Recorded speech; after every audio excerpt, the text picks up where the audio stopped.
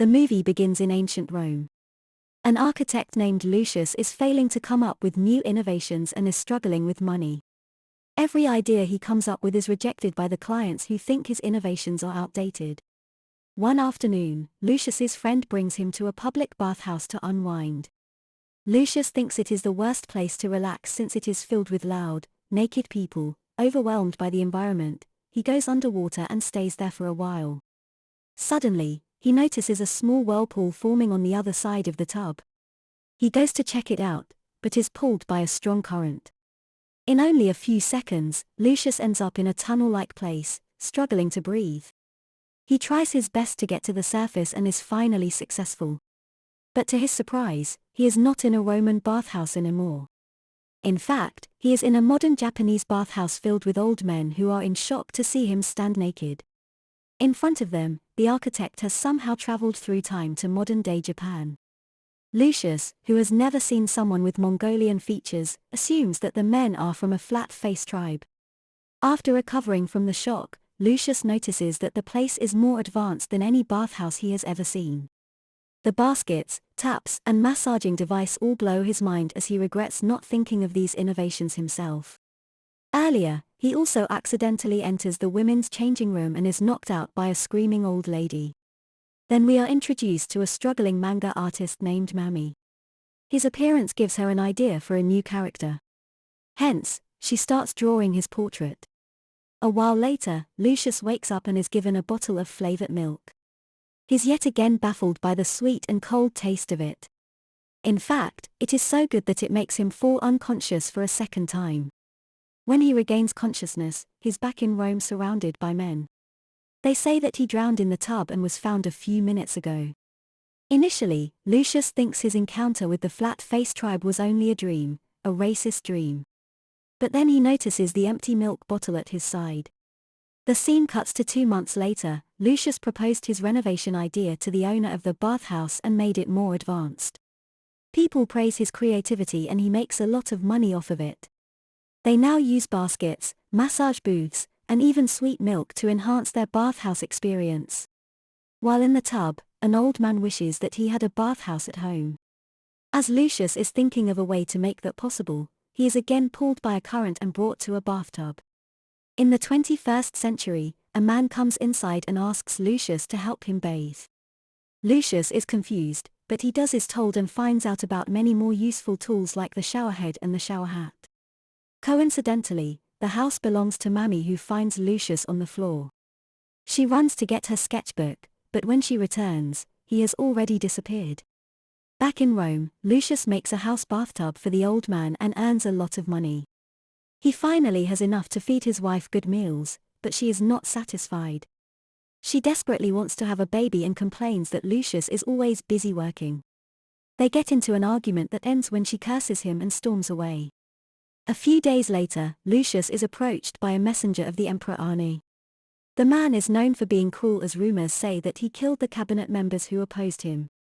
Since the talk about Lucius's inventions has been going around town, even the emperor is taking interest in him. Upon meeting Lucius, he reveals that he is an admirer of art and what Lucius has done with the public bathhouse is clearly a form of it. Impressed by his work, the emperor wants him to make a personal bath for himself. He demands that it must be out of the ordinary, innovative, and something that has never been done before. Lucius accepts the challenge and makes it his mission to impress the emperor the entire night.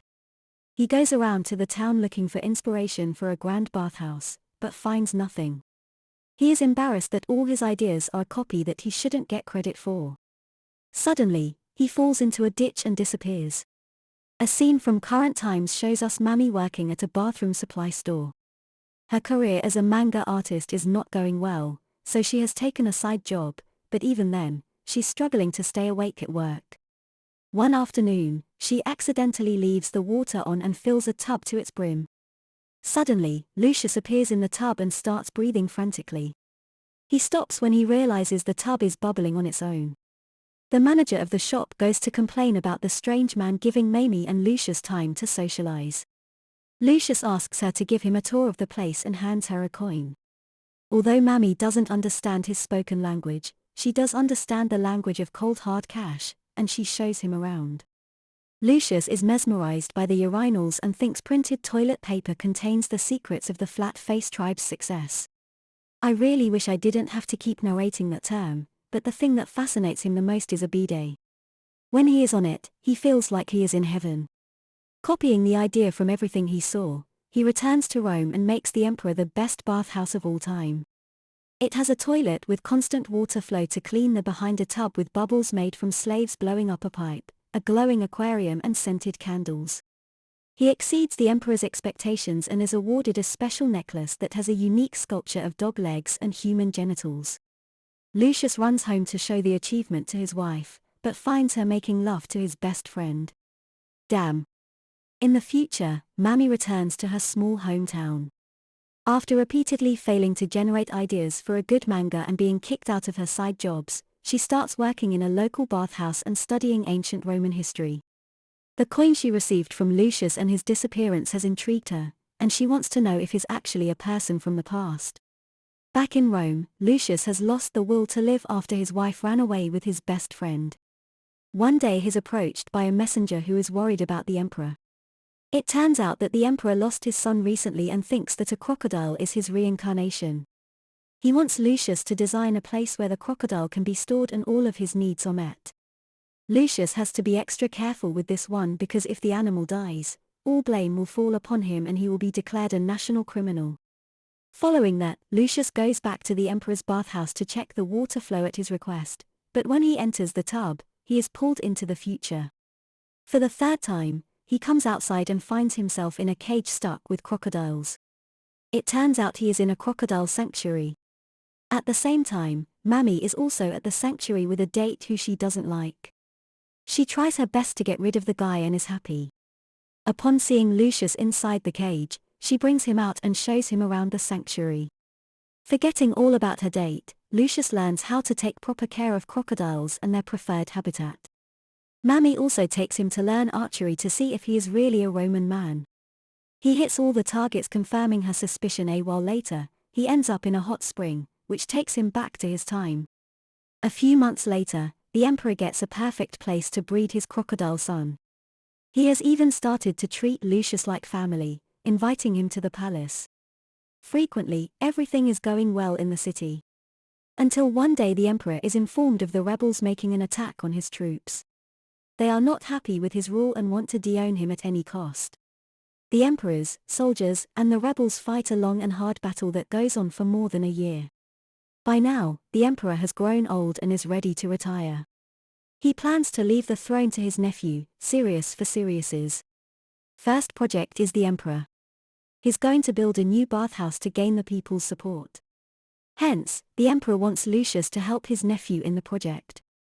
This is a problem for Lucius because his principles do not align with Sirius, who is arrogant and proud. Lucius knows that if he becomes the emperor, the fall of the Roman Empire is inevitable. Hence, after giving it much thought, he goes to Sirius and refuses to work for him. Sirius reminds him that going against the emperor is treason, punishable by death, but Lucius remains adamant. He goes to a fellow architect and begs him to take the project. However, the man is furious at Lucius for being the reason he is broke. They get into a fight and Lucius is pushed into a wall. In the next scene, he is with the flat-face tribe. Again, he is hurt, but they're taking care of him as their own. They bring him to a hot spring where he can rest and recover. It is said that if he bathed in the water of a spring, a person can heal quickly. They also give him fermented alcohol, which burns his throat. Then Lucius meets Mami, who has learned to speak basic Latin. She asks him his name, but Lucius is so drunk that he falls on top of her and the two drown in the lake. When they wake up, they are in Rome. Much to Mami's amazement, she finds out that Lucius is about to be executed for refusing to oblige the emperor's order. Worried, she tries to convince him to take the project, but it doesn't work. Lucius leaves home with his luggage to save his life. Meanwhile, in Japan, the group of old men are looking for Mami. When they fall into the lake like Lucius, they also get stuck in a whirlpool and are brought to the past. Lucius is on his way to a different city when he comes across a natural hot spring on a hill. He remembers the way he was treated by the tribe and realizes that the spring can be useful to the emperor's wounded soldiers. He rushes to Mammy to tell her of his idea, which she agrees with. Following that, Lucius goes to the emperor and presents him with the vision. He also claims that he was instructed by Antonius to make the spring. Antonius is another possible heir to the throne who is much more eligible than Sirius. Hence, Lucius wants to make him look better in the emperor's eyes. After being permitted to make the spring, Lucius, Mammy, and the tribe get to work in the next few hours. They make the first hut. Gradually, many houses are built around the spring and they turn into a resting point for the soldiers. The tribe takes care of the wounded and helps them recover quickly. They also use their knowledge of modern medicine to do so. A few months later, the soldiers win the battle against the rebels. They celebrate by drinking and dancing. Lucius and Mammy sit in private and chat for a long time. They have developed feelings for each other over the time they work together. Lucius is the happiest he has ever been in life. That is until the tribe suddenly disappears. Mammy also starts vanishing in front of his eyes, but before she does, he tells her that there are several ways leading back to Rome. In the following scene, the emperor makes Antonius his advisor. Lucius is also awarded in front of the civilians for the bravery he showed in battle. People acknowledge that without him, they would have never won. Meanwhile, Mammy has started a new life in the future. One day, she's walking through the city. When she sees Lucius come out of a pond, the movie ends as they meet each other. Again, subscribe for more videos like this. Turn on notifications and leave a like to help the channel out. Thank you for watching.